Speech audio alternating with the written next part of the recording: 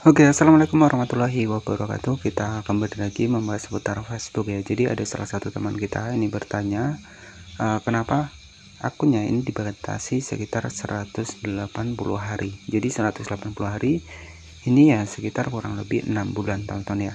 Dimana biasanya untuk Facebook ini memberikan hukuman itu biasanya hanya sekitar 3 bulan ataupun sekitar 90 hari. Nah, kenapa untuk akun kita ini terkena sampai 180 hari? Nah, artinya ketika akun kita terkena pelanggaran sampai 180 hari, biasanya itu kita dibatasi dari fitur tertentu ya. Seperti tidak bisa upload video, kemudian juga menu reel di Facebook tidak muncul, ataupun tidak bisa melakukan siaran langsung. Kemudian juga tidak bisa berkomentar, ataupun tidak bisa kirim bintang. Nah, apa sih untuk penyebabnya? Jadi kita akan bedah di video kali ini.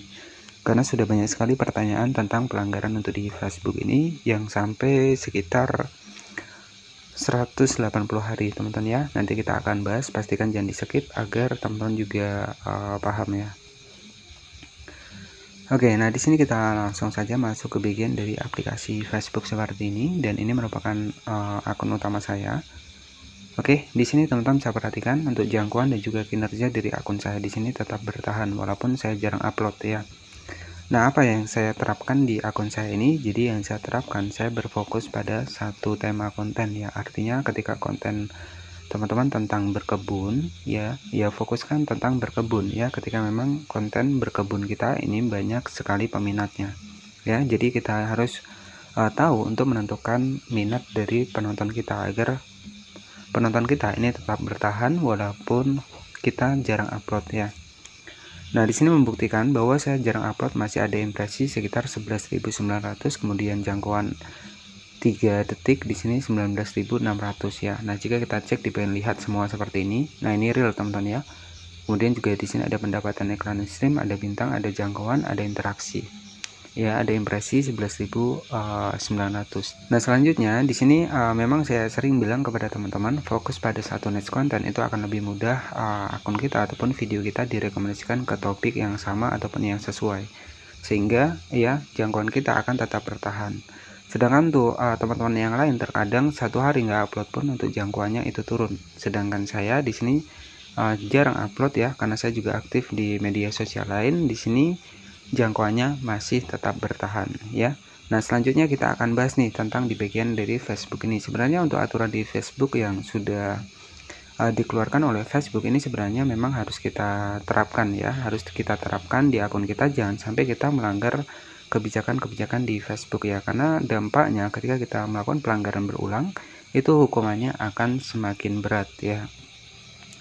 Nah, tentu di sini buat teman-teman nih, jadi kita harus paham terlebih dahulu tujuan kita untuk menjadi konten kreator ini untuk apa. Jadi kalau tujuan teman-teman untuk jangka panjang, untuk mendapatkan penghasilan, ya fokus pada konten asli. Ya, jangan tergiur yang konten re-upload yang ujung-ujungnya pengikutnya banyak, penontonnya banyak, monetisasinya dibatasi. Jadi percuma teman-teman ya. Jadi seperti itu. Nah, kenapa saya bilang seperti itu? Ya karena saya sudah praktek ya, konten re-upload seperti apapun itu sudah pernah saya coba di akun saya. Ya, di akun saya, di beberapa akun saya ya. Jadi saya juga sudah melakukan sebuah riset. Dan kemudian riset saya gagal ya karena kebanyakan terkena monetisasi terbatas, dan maka itu saya sering mengingatkan kepada teman-teman jangan re-upload, dan juga yang kedua adalah jangan menggunakan musik ya. Itu nanti akan berdampak ke akun teman-teman di untuk jangka panjang nantinya. Jadi takutnya nanti ada video disenyapkan, ada video terkena pelanggaran hak cipta. Jadi kalau kita sering melakukan pelanggaran berulang ya dampaknya ada pembatasan seperti dibatasi 180 hari. Bahkan biasanya itu hanya 90 hari. Kenapa kita dapat 180 hari? Kita akan bahas. Pastikan jangan di-skip ya untuk videonya. Nah, selanjutnya tujuan kita ini kan dari monetisasi ya. Jadi monetisasi ini konten kita yang memenuhi syarat nanti bisa mendapatkan penghasilan. Contohnya di sini saya ada iklan stream. Jadi penghasilan utama saya memang dari iklan stream, dari video panjang saya. Ya, kita klik di bagian iklan stream. Nah, di bagian atas di sini ada perkiraan pendapatan seperti ini. Nah, karena saya jarang aktif, jadi ya penghasilan kecil teman-teman ya. Nah, selanjutnya, jadi dari penghasilan sini nanti kan larinya ke bagian pembayaran ya. Jadi pembayaran ini juga teman-teman juga harus teliti, harus paham juga. Jangan sampai salah dalam proses pengisian metode pembayaran. Untuk menggunakan PayPal kita dibayar $25.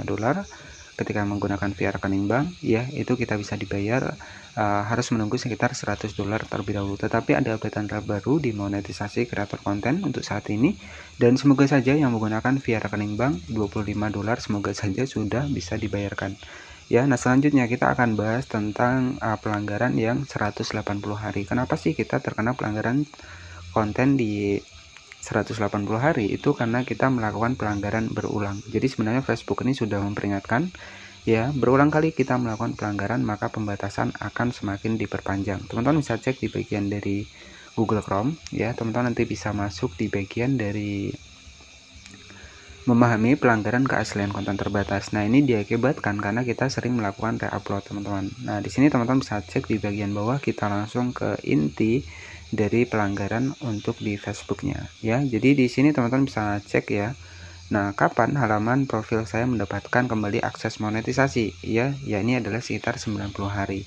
Nah, untuk pelanggaran pertama kalinya, jadi kalau teman-teman pelanggaran dalam 1 bulan itu ada sekitar 2 kali, berarti teman-teman akan mendapatkan pelanggaran yakni 180 hari. Teman-teman bisa cek ya, dalam beberapa kebanyakan kasus pelanggaran keaslian konten terbatas menimbulkan hukuman demonetisasi selama 90 hari untuk pelanggaran pertama. Kemudian pelanggaran berulang bisa mengakibatkan demonetisasi permanen, artinya monetisasi nggak akan kembali ya, ataupun akun kita itu tidak akan bisa upload konten dan juga video ya, ataupun membuat postingan selamanya. Nah, ini sudah jelas ya teman-teman. Jadi aturan Facebook yang sudah dikeluarkan seperti ini ya, ini memang benar adanya ya. Jadi banyak juga untuk saat ini meninggalkan akun Facebooknya karena sudah tidak bisa diakses ya. Artinya tidak bisa lagi upload konten, tidak bisa lagi untuk membuat postingan. Jadi tidak bisa lagi, kita hanya cukup bisa melihat untuk akun Facebook kita saja. Kita hanya cukup bisa masuk di akun Facebook kita, tetapi kita tidak bisa memposting. Kemudian kita tidak bisa membuat postingan teks maupun foto maupun video, itu kita tidak akan bisa membuatnya lagi, dan itu sudah masuk dalam kategori pelanggaran yang mengakibatkan permanen ya, karena aktivitas yang nggak wajar ataupun aktivitas yang nggak valid untuk di Facebook ya, termasuk saling follow, saling real to real ya, ataupun saling kirim bintang ataupun sengaja kirim bintang ke akun sendiri. Nah, itu dampak-dampak pelanggaran yang akan teman-teman dapatkan jika hal tersebut teman-teman sering lakukan berulang. Untuk pelanggaran pertama kalinya ini di 90 hari, dan pelanggaran berulang ini bisa menjadi sekitar 180 hari. Nah, itu karena kebanyakan kasus untuk akun kita ini melakukan sebuah upload dan tidak mematuhi kebijakan monetisasi mitra dan juga kebijakan monetisasi konten yang ada di Facebook ya.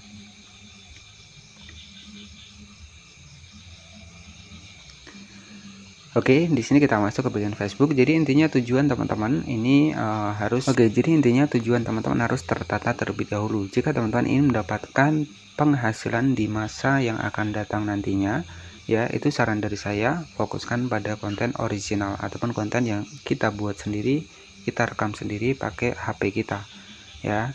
Jadi kalau kita ingin jangka panjang teman-teman, tapi kalau teman-teman ingin re-upload tetapi memang nggak percaya pelanggaran Facebook, ya silahkan ya. Karena kalau kita tanpa riset kita nggak akan tahu, karena banyak sekali yang belum percaya ya tentang yang sudah saya lewati di sini. Nah, itu yang belum percaya teman-teman bisa dipraktekkan ataupun melakukan sebuah riset ya. Jadi riset saja dulu, ketika memang nanti oh benar ada pelanggaran ya, itu sudah menjadi resiko ya kita. Karena di sini teman-teman ya, kita membangun akun baru itu tidak semudah membangun akun yang pertama ya. Jadi kalau kita membangun akun baru lagi, nah itu yang saya takutkan teman-teman ya. Ketika teman-teman membangun akun baru itu malah teman-teman akan kecewa ya, karena akun pertama yang sebenarnya harusnya sudah berhasil, tetapi gara-gara kita nggak sabar terkena pelanggaran, ujung-ujung kebanyakan membuat akun baru. Dan ketika kita membuat akun baru, yaitu kita harus mengulang lagi dari nol. Nah, itu yang sangat disayangkan teman-teman. Artinya yang sudah kita lakukan itu sia-sia ketika kita menggunakan konten re-upload ya. Nah, oke, jadi seperti itu saja yang bisa saya sampaikan ya buat teman-teman semua. Jadi nanti jika ada pertanyaan bisa bertanya di kolom komentar ya. Terima kasih sudah menonton, semoga ini bisa menjadi motivasi buat teman-teman ke depannya. Selamat malam dan wassalamualaikum warahmatullahi wabarakatuh.